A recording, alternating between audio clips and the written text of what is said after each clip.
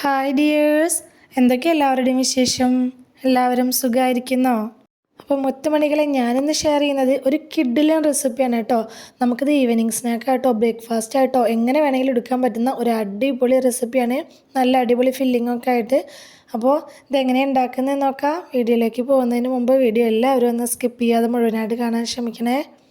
അപ്പോൾ ഇതെങ്ങനെ ഉണ്ടാക്കുന്നത് നോക്കിയാലോ. അതിനായിട്ട് ഞാൻ ആദ്യം തന്നെ ഒരു പാത്രം എടുത്ത് വെച്ചിട്ടുണ്ട്. അതിലേക്ക് 1 കപ്പ് ഗോതമ്പ് പൊടിയാണ് എടുത്തിട്ടുള്ളത്. നിങ്ങൾക്ക് വേണമെന്നുണ്ടെങ്കിൽ മൈദപ്പൊടി എടുക്കാം കേട്ടോ. ഞാനിപ്പോൾ ഗോതമ്പ് പൊടിയാണ് എടുത്തിട്ടുള്ളത്. അതിലേക്ക് 1 ടീസ്പൂൺ ഓയിൽ ഒഴിച്ചു കൊടുത്തിട്ടുണ്ട്. അതിലേക്ക് ആവശ്യമായിട്ടുള്ള കുറച്ച് ഉപ്പും കൂടി ചേർത്ത് കൊടുത്തിട്ട് ഒരു സ്പൂൺ വെച്ച് നന്നായിട്ടൊന്ന് ഇളക്കി എടുക്കുന്നുണ്ട്. ആ ഉപ്പും ഓയിലൊക്കെ എല്ലായിടത്തും ഒന്ന് എത്താനും വേണ്ടിയിട്ടാണ് കേട്ടോ. ശേഷം കുറേശ്ശെ വെള്ളം ഒഴിച്ചിട്ട് ഇതൊന്ന് ഇളക്കിയെടുക്കണം. നമ്മൾ ഇത് ചപ്പാത്തിക്കൊക്കെ മാവ് കുഴയ്ക്കുന്ന പോലെ തന്നെ നന്നായിട്ടൊന്ന് കുഴച്ചെടുക്കാനും വേണ്ടിയിട്ടാണ്. അപ്പോൾ കുറേശ്ശെ വെള്ളം ഒഴിച്ചിട്ട് നമുക്ക് നന്നായിട്ടൊന്ന് കുഴച്ചെടുക്കാം. പിന്നെ പുതുതായിട്ട് കാണുന്ന കൂട്ടുകാരാരെങ്കിലും വീഡിയോ കാണുന്നുണ്ടെങ്കിൽ പ്ലീസ് ഒന്ന് സബ്സ്ക്രൈബ് ചെയ്ത് സപ്പോർട്ട് ചെയ്യണം കേട്ടോ. അതുപോലെ തന്നെ വീഡിയോ കണ്ടുകൊണ്ടിരിക്കുന്ന സമയത്ത് നിങ്ങൾക്കൊക്കെ ഇഷ്ടമാവുന്നുണ്ടെങ്കിൽ മറക്കാതെ ലൈക്ക് ബട്ടൺ ഒന്ന് പ്രസ് ചെയ്ത് വെക്കണേ. ഞാനിതപ്പോൾ മാവൊക്കെ നല്ലപോലെ കുഴച്ചെടുത്തിട്ടുണ്ട്. ഇനി ഇതൊരു 10 മിനിറ്റ് നേരം അവിടെ റെസ്റ്റ് ചെയ്യാനായിട്ട് മാറ്റി വയ്ക്കുക. ആ സമയം കൊണ്ട് നമുക്കിതിലേക്കുള്ള ഫില്ലിങ്സ് റെഡിയാക്കി എടുക്കുക. ഒരു പാൻ അടുപ്പിലേക്ക് വെച്ച് കൊടുത്തിട്ടുണ്ട്. ആവശ്യത്തിന് വെളിച്ചെണ്ണ ഒഴിച്ചു കൊടുത്തിട്ടുണ്ട്. വീഡിയോ മിസ്സായി പോയതാണ് കേട്ടോ. അതിലേക്ക് ഒരു വലിയ സവാളയും ആവശ്യത്തിന് കറിവേപ്പിലയും കൂടി കട്ട് ചെയ്തും കൂടി ഇട്ട് കൊടുത്തിട്ടുണ്ട്. അപ്പോൾ ചെറിയ സവാളയൊക്കെ ആണെങ്കിൽ 2 എണ്ണമൊക്കെ എടുത്തോളൂ കേട്ടോ. ഇതിലേക്ക് കുറച്ച് ഉപ്പും കൂടി ചേർത്ത് കൊടുത്തിട്ട് ഞാനിതൊന്ന് വഴറ്റിയെടുക്കുന്നുണ്ട്. പെട്ടെന്ന് വഴന്ന് കിട്ടാനും വേണ്ടിയിട്ടാണ്. ഉള്ളി ഒന്ന് സോഫ്റ്റായി വന്ന സമയത്ത് ഞാനിതിലേക്ക് വെളുത്തുള്ളി ചതച്ചത് ചേർത്ത് കൊടുക്കുന്നുണ്ട്. അപ്പോൾ ഇഞ്ചിയും വെളുത്തുള്ളിയും ചേർക്കേണ്ടവർക്ക് അങ്ങനെ ചേർക്കാം. പക്ഷേ ഞാൻ ഇതിന്ന് ഇഞ്ചി ഒഴിവാക്കിയിട്ടുണ്ട്. വെളുത്തുള്ളി മാത്രമായിട്ടാണ് ഇപ്പോൾ ചേർത്ത് കൊടുത്തിട്ടുള്ളത് കേട്ടോ. അതൊരു ടേബിൾ സ്പൂൺ വെളുത്തുള്ളി ചതച്ചത് ചേർത്ത് കൊടുത്തിട്ട് ഇനി ആ വെളുത്തുള്ളിയുടെയൊക്കെ പച്ചമണം പോകുന്നത് വരെ നല്ലപോലെ ഒന്ന് വഴറ്റിയെടുക്കണം. അപ്പോൾ ഒന്ന് വഴന്ന് വന്നിട്ടുണ്ട്. ആ സമയത്ത് ഞാൻ ഇതിലേക്ക് ഒരു ചെറിയ പീസ് ക്യാബേജും അതുപോലെ തന്നെ ഒരു ചെറിയ ക്യാരറ്റും ഒരു പച്ചമുളകും കൂടി ചേർത്ത് കൊടുക്കുന്നുണ്ട്. അപ്പോൾ പച്ചമുളക് ചേർക്കുമ്പോൾ എരിവിനനുസരിച്ച് ചേർത്ത് കൊടുക്കുക കേട്ടോ. എന്നിട്ട് അതൊന്ന് നല്ലപോലെ ഒന്ന് സോഫ്റ്റായി വരുന്നത് വരെ നമുക്കൊന്ന് വഴറ്റിയെടുക്കുക. ശേഷം ഇതിലേക്ക് പൊടികൾ ചേർത്ത് കൊടുക്കുക. മല്ലിപ്പൊടി 3/4 ടീസ്പൂൺ, മുളക് പൊടി 1/2 ടീസ്പൂൺ, ഗരം മസാലപ്പൊടി 1/2 ടീസ്പൂൺ, മഞ്ഞൾപ്പൊടി 1/4 ടീസ്പൂൺ. ഇത്രയാണ് പൊടികളായിട്ട് ഞാൻ ചേർത്ത് കൊടുത്തിട്ടുള്ളത്. ഇനി നിങ്ങൾക്ക് കുരുമുളക് പൊടി ചേർക്കണം എന്നുള്ളവർക്ക് അങ്ങനെ ചേർത്ത് കൊടുക്കാം കേട്ടോ. അപ്പോൾ ഇനി മക്കൾക്ക് കഴിക്കുമ്പോൾ എരിവ് കൂടണ്ടെന്ന് വിചാരിച്ചിട്ടാണ് ഞാൻ കുരുമുളക് പൊടി സ്കിപ്പ് ചെയ്തിട്ടുള്ളത്. പൊടികളുടെയൊക്കെ പച്ചമണം പോകുന്നത് വരെ ഒന്ന് വഴറ്റിയെടുത്ത ശേഷം 1 ടേബിൾ സ്പൂൺ സോയാ സോസും 1 ടേബിൾ സ്പൂൺ ടൊമാറ്റോ സോസും കൂടി ഞാൻ ഇതിലേക്ക് ഒഴിച്ചു കൊടുത്തിട്ടുണ്ട്.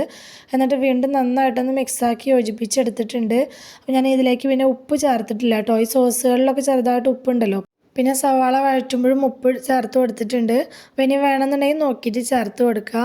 സോസുകളൊക്കെ ചേർത്തൊന്ന് വഴറ്റിയെടുത്ത ശേഷം ഞാൻ കുറച്ച് ചിക്കൻ ഇതുപോലെ വേവിച്ചിട്ട് ഒന്ന് പിച്ചി എടുത്തിട്ടുള്ളതാണ് ചേർത്ത് കൊടുത്തിട്ടുള്ളത്. നിങ്ങൾക്ക് വേണമെങ്കിൽ ഫ്രൈ ചെയ്ത ചിക്കൻ ഉണ്ടെങ്കിൽ അത് വെച്ചും ഇത് ചെയ്തെടുക്കാം കേട്ടോ. ഞാനിപ്പോൾ വേവിച്ചെടുത്തു എന്നേ ഉള്ളൂ. അപ്പോൾ ചിക്കനും ഉപ്പിട്ടാണ് വേവിച്ചെടുത്തിട്ടുള്ളത്. ഉപ്പും മഞ്ഞൾപ്പൊടി ഇട്ട് വേവിച്ചെടുത്ത ചിക്കനാണ്. നല്ലപോലെ ഒന്ന് ഇളക്കി യോജിപ്പിച്ചെടുത്തതിന് ശേഷം ഉപ്പ് നോക്കിയപ്പോൾ കുറച്ച് ഉപ്പിൻ്റെ കുറവുണ്ടായിരുന്നു. അപ്പോൾ ഞാൻ ഈ സമയത്ത് കുറച്ച് ഉപ്പും കൂടി ചേർത്ത് കൊടുത്തിട്ട് നന്നായിട്ടൊന്ന് മിക്സാക്കി എടുക്കുന്നുണ്ട് കേട്ടോ. ആ ചിക്കനിലേക്ക് ആ മസാലയൊക്കെ നന്നായി പിടിക്കുന്ന വിധത്തിൽ ഒന്ന് മിക്സാക്കി എടുത്ത ശേഷം ലാസ്റ്റ് ഇതിലേക്ക് കുറച്ച് മല്ലിയില കൂടി ചേർത്ത് കൊടുക്കുക. മല്ലിയില ഉണ്ടെങ്കിൽ സ്കിപ്പ് ചെയ്യാതെ ചേർക്കണം കേട്ടോ. അപ്പോൾ നമ്മുടെ ഈ ഫില്ലിങ് നല്ല ടേസ്റ്റ് ഉണ്ടാവും. അപ്പോൾ നമ്മുടെ ഫില്ലിങ് ഇവിടെ റെഡി ആയിട്ടുണ്ട്.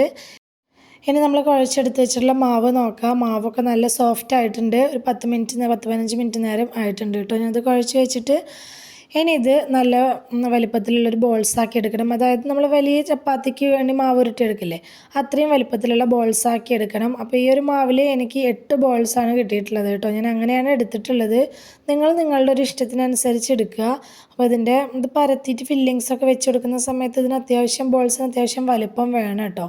അപ്പോൾ ഞാൻ ഫില്ലിങ്സൊക്കെ വേറെ പാത്രത്തിലേക്ക് ആക്കി കൊടുത്തിട്ടുണ്ട്. നമ്മുടെ കയ്യിൽ ഇതുപോലെ കുറച്ച് എണ്ണ ആക്കി കൊടുത്ത ശേഷം ഓരോ ബോൾസും എടുത്തിട്ട് ഇതുപോലെ അങ്ങ് പരത്തി എടുത്താൽ മതി കേട്ടോ. കൈ വെച്ചിട്ട് പെട്ടെന്ന് തന്നെ നമുക്ക് പരന്ന് കിട്ടും. കാരണം നമ്മുടെ മാവ് നല്ല സോഫ്റ്റ് ആയിട്ടാണ് ഇരിക്കുന്നത്. അതെങ്ങനെ ചെയ്തെടുക്കാൻ ബുദ്ധിമുട്ടുണ്ട് എന്നുള്ളവർക്ക് പത്തിരി പ്രസ് ഉണ്ടെങ്കിൽ അതിൽ വെച്ച് ജസ്റ്റ് ഒന്ന് അമർത്തിയെടുത്താലും മതി കേട്ടോ. അപ്പോൾ കയ്യിൽ വെച്ച് ഇങ്ങനെ പരത്തിയെടുക്കുമ്പോൾ തന്നെ സിമ്പിളായിട്ട് പരന്ന് കിട്ടുന്നുണ്ട് കേട്ടോ. അപ്പോൾ ഇനി പരത്തിയെടുത്ത ശേഷം ഇതുപോലെ ഫില്ലിങ്സ് വെച്ച് കൊടുക്കുക. ഫില്ലിങ്സ് മാക്സിമം നമുക്ക് എത്രത്തോളം വെക്കാൻ പറ്റും നോക്കിയിട്ട് അതിനത്രയും വെച്ച് കൊടുക്കുക. ഒന്ന് ഓവറായിട്ട് വെക്കുകയും ചെയ്യരുത് കേട്ടോ. ഫില്ലിങ്സ് വെച്ച് കൊടുത്ത ശേഷം ഇതുപോലെ ഇതൊന്ന് ക്ലോസ് ചെയ്ത് കൊടുക്കുക. വീഡിയോയിൽ കാണിക്കുന്നത് പോലെ ഒന്ന് അങ്ങ് ക്ലോസ് ചെയ്ത് കൊടുക്കുക. എന്നിട്ട് കൈ വെച്ചിട്ട് ഇതൊന്ന് പതുക്കെ പ്രസ് ചെയ്തിട്ട് മാക്സിമം നമുക്ക് ഇതിനെ എത്രത്തോളം ഒന്ന് കനം കുറയ്ക്കാൻ പറ്റുമോ അത്രത്തോളം കനം കുറച്ച് ഒന്നങ്ങ് പരത്തിയെടുക്കുക. അപ്പോൾ വല്ലാതെ പരത്തിയിട്ട് കനം കുറയ്ക്കുകയും ചെയ്യരുത്, അപ്പോൾ പൊട്ടിപ്പോകാനായിട്ടുള്ള ചാൻസ് ഉണ്ട് കേട്ടോ. അപ്പോൾ ഞാനിത് ഒരെണ്ണം അങ്ങനെ ആക്കി എടുത്തിട്ടുണ്ട്. ബാക്കിയുള്ളതും കൂടെ ഞാനിതുപോലെ ഒന്ന് പരത്തിയെടുക്കുന്നുണ്ട് കേട്ടോ. ഈസിയാണ് കേട്ടോ ചെയ്തെടുക്കാനായിട്ട്, വലിയ പാടൊന്നുമില്ല, പെട്ടെന്ന് നമുക്കിത് ചെയ്തെടുക്കാനും പറ്റും. അതുപോലെ തന്നെ ഈ ഒരു പലഹാരം കഴിക്കാനായിട്ട് നല്ല ടേസ്റ്റാണ്. ചിക്കൻ്റെ ഫില്ലിങ്ങൊക്കെ അല്ലേ വരുന്നത്, സോസൊക്കെ ഒഴിച്ച് ഉണ്ടാക്കിയത് കൊണ്ട് തന്നെ അടിപൊളി ടേസ്റ്റാണ് കേട്ടോ കഴിക്കാനായിട്ട്. മക്കൾസിനൊക്കെ എന്തായാലും ഇഷ്ടമാവും. ബ്രേക്ക്ഫാസ്റ്റ് ആയിട്ടൊക്കെ ഉണ്ടാക്കുകയാണെങ്കിൽ ഇതിന് പ്രത്യേകിച്ച് വേറെ കറികളിലൊന്നും ആവശ്യമില്ലല്ലോ. ഒരാൾക്കൊരു 2 എണ്ണം വെച്ച് കഴിക്കുമ്പോൾ തന്നെ അത്യാവശ്യം വയർ ഫില്ലാവാനുള്ളത് ഉണ്ടാവും കേട്ടോ. ഞാനിതപ്പോൾ എല്ലാതും ഇതുപോലെ ആക്കി എടുത്തിട്ടുണ്ട്. ഇനി നമുക്ക് ഇത് ഡീപ്പ് ഫ്രൈ ചെയ്തെടുക്കണം എന്നുള്ളവർക്ക് അങ്ങനെ ചെയ്തെടുക്കുക. പക്ഷേ ഞാനിതിപ്പോൾ ഡീപ്പ് ഫ്രൈ ചെയ്തെടുക്കുന്നില്ല, കുറച്ച് ഹെൽത്തി ആയിക്കോട്ടെ എന്ന് വിചാരിച്ചിട്ടാണ് കേട്ടോ. അപ്പോൾ ഒരു പാൻ വെച്ച് കൊടുത്തിട്ടുണ്ട്, അതിലേക്ക് കുറച്ച് വെളിച്ചെണ്ണ അതുപോലെ ആക്കി കൊടുത്തിട്ടുണ്ട്. വെളിച്ചെണ്ണ ഓയിലോ നിങ്ങൾക്ക് എന്താണോ താല്പര്യം അതാക്കി കൊടുക്കുക. എന്നിട്ട് ഇതുപോലെ വെച്ച് കൊടുക്കുക. അപ്പോൾ ഞാനെടുത്തിട്ടുള്ള അത്യാവശ്യം വലിപ്പമുള്ളൊരു പാൻ ആയതുകൊണ്ട് തന്നെ ഞാൻ ഉണ്ടാക്കിയിട്ടുള്ളത് 8 സ്നാക്കാണ്. ആ 8 എണ്ണം ഇതിലേക്ക് വെച്ച് കൊടുക്കാനായിട്ട് പറ്റും കേട്ടോ. അപ്പോൾ അങ്ങനെ വലിയ പാനൊക്കെ എടുക്കുകയാണെങ്കിൽ നമുക്കിത് പെട്ടെന്ന് തന്നെ ഉണ്ടാക്കിയെടുക്കാനും പറ്റും. പിന്നെ ഫ്ലെയിമിൻ്റെ കാര്യം, ഫ്ലെയിം ഒരുപാട് അങ്ങ് കൂട്ടി വെക്കരുത്. ഒരു മീഡിയം ടു ലോ ഫ്ലെയിമിൻ്റെയൊക്കെ ഇടയിൽ വെച്ചിട്ട് വേണം നമുക്കിതൊന്ന് കുക്ക് ചെയ്തെടുക്കാനും വേണ്ടിയിട്ട്. അപ്പോൾ ഇത് ഞാൻ വലിയ പാനായിട്ട് എടുത്തതുകൊണ്ട് തന്നെ ഇതിൻ്റെ നടുഭാഗത്തേക്ക് മാത്രമായിട്ടായിരിക്കും ഫ്ലെയിം കിട്ടുക കേട്ടോ. അപ്പോൾ നടുഭാഗത്താവുകയും ചെയ്യും, ബാക്കിയുള്ളത് ആവാതിരിക്കുകയും ചെയ്യും. അപ്പോൾ എന്താ ചെയ്യേണ്ടതെന്ന് വെച്ചാൽ ഈ പാനിനെ നീക്കി വെച്ച് കൊടുത്തിട്ട് ഫ്ലെയിം എല്ലാ ഭാഗത്തേക്കും കിട്ടുന്ന വിധത്തിൽ ഇങ്ങനെ നീക്കി വെച്ച് കൊടുത്തിട്ട് ഇത് കുക്ക് ചെയ്തെടുക്കണേ. അപ്പോൾ ഇതിൻ്റെ മുകളിലേക്ക് ഞാൻ കുറച്ച് ഓയിലും കൂടി ആക്കി കൊടുത്തിട്ടുണ്ട്. ഒരു സൈഡ് ആയപ്പോൾ ഞാൻ ഇതുപോലെ തിരിച്ചിട്ട് കൊടുക്കുന്നുണ്ട്. അതുപോലെ ഓരോ സ്നാക്കും തിരിച്ചും മറിച്ചും ഇട്ട് കൊടുത്തിട്ട് ഒന്നങ്ങ് കുക്ക് ചെയ്തെടുത്താൽ മതി കേട്ടോ. ഞാൻ പറഞ്ഞ പോലെ കുറച്ചും കൂടി ഹെൽത്തി ആയിക്കോട്ടെ എന്ന് വിചാരിച്ചിട്ട് ഞാൻ ഡീപ്പ് ഫ്രൈ ചെയ്തെടുക്കാത്തത്. നിങ്ങൾക്ക് വേണമെന്നുണ്ടെങ്കിൽ ഡീപ്പ് ഫ്രൈ ചെയ്തെടുക്കാം കേട്ടോ. എപ്പോഴും ഹെൽത്തി ആയിട്ട് കഴിക്കാനാണല്ലോ എല്ലാവർക്കും ഇഷ്ടം. ഹെൽത്തി ആയിട്ടൊക്കെ കഴിക്കണം എന്ന് ആഗ്രഹമുള്ളവർ ഇങ്ങനെ ചെയ്യുക. അപ്പോൾ ഡീപ്പ് ഫ്രൈ ചെയ്തെടുത്താലും കുഴപ്പമില്ല, ടേസ്റ്റാണ് മുഖ്യം എന്നുള്ളവർക്ക് അങ്ങനെയും ചെയ്യാം കേട്ടോ. അപ്പോൾ ഞാൻ ആദ്യം പറഞ്ഞ പോലെ ഫ്ലെയിം കിട്ടുന്ന വിധത്തിൽ പാനൊന്ന് നീക്കി വെച്ച് കൊടുത്തിട്ട് വേണം ഇത് ഒന്ന് നമ്മൾ കുക്ക് ചെയ്തെടുക്കാനായിട്ട് കേട്ടോ.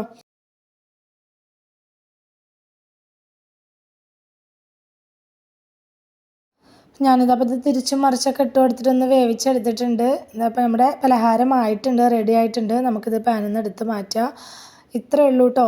സിമ്പിൾ പരിപാടിയാണ്, എളുപ്പത്തിൽ തയ്യാറാക്കിയെടുക്കാൻ പറ്റും. ചിക്കനൊക്കെ മേടിക്കുന്ന സമയത്ത് എന്നൊരു ചെറിയ ബ്രസ്റ്റ് പീസ് മാറ്റി വെച്ചാൽ മതി, നമുക്ക് ഉണ്ടാക്കിയെടുക്കാൻ എളുപ്പത്തിൽ ഉണ്ടാക്കിയെടുക്കാം. തീർച്ചയായിട്ടും നിങ്ങളൊന്ന് ട്രൈ ചെയ്ത് നോക്കണം കേട്ടോ. നിങ്ങൾക്ക് എന്തായാലും ഇഷ്ടമാവും, നമ്മുടെ മക്കൾസിന് എന്തായാലും ഇഷ്ടമാവും. അപ്പോൾ വീഡിയോ ഇഷ്ടമായിട്ടുണ്ടെങ്കിൽ മറക്കാതെ ലൈക്ക് ചെയ്യണേ. നിങ്ങളുടെ അഭിപ്രായങ്ങളൊക്കെ കമൻറ്റായിട്ട് പറയണം.